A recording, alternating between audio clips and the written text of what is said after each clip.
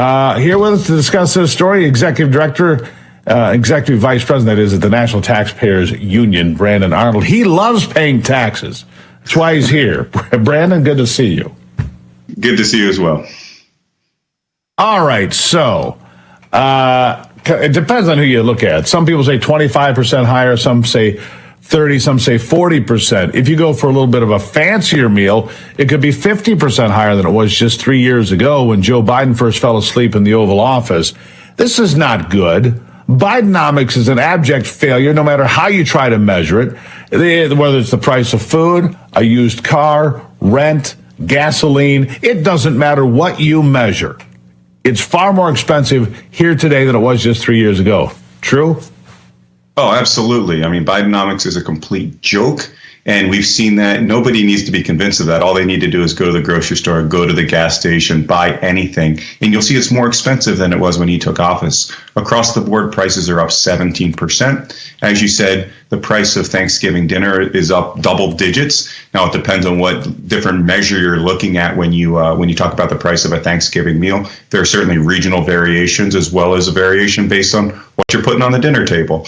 But any way you cut it, it's far more expensive than it was just a few years ago because of the inflationary policies of this administration, the American Rescue Plan Act, the so-called Inflation Reduction Act. All of these lousy policies we are now paying for every single day when we go to the store, when we go out to a restaurant, when we go virtually anywhere to buy anything.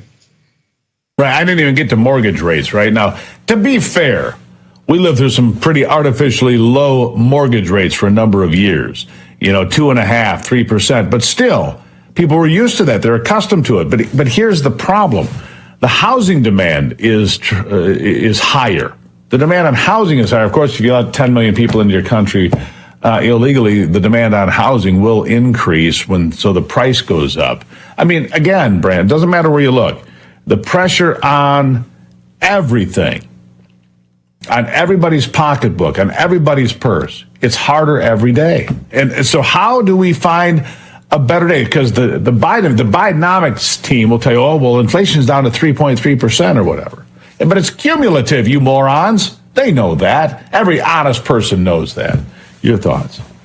Yeah, I mean, we haven't really seen any deflation, which is what we want to see, prices falling. They've increased at a slower rate. And of course, the Biden administration is crowing about that like they've done something miraculous. Any of those reductions, of course, are attributable more so to the Fed, which has raised interest rates, that has curtailed consumer demand. We've started to see retail sales taper off.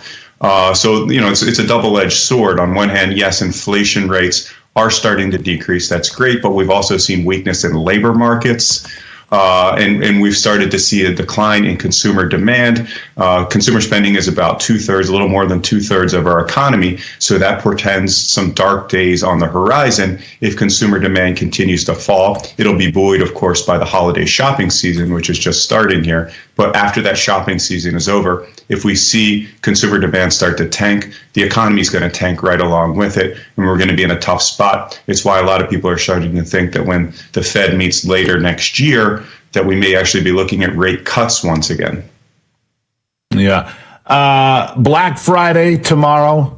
What do they call Monday? Your online day, Monday, Cyber Monday, whatever they call it. So, this is the big time for retailers. Either they make it or they break it.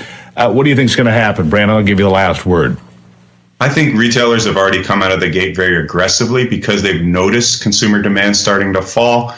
They've realized that if they're going to so-called win Black Friday, they're going to have to outcompete their rivals. We've seen lower prices. I do think customers are going to have an opportunity to get lower prices than they have certainly in the past 2 years when consumer demand was quite high. On a historical basis, I don't think it's going to be as good as a pre-pandemic basis. But the real proof in the pudding will be after the holiday season. What happens to the economy then once we get past this flurry of economic activity? All right. Happy Thanksgiving, Brandon. I hope you have a terrific holiday. Thank you. You too.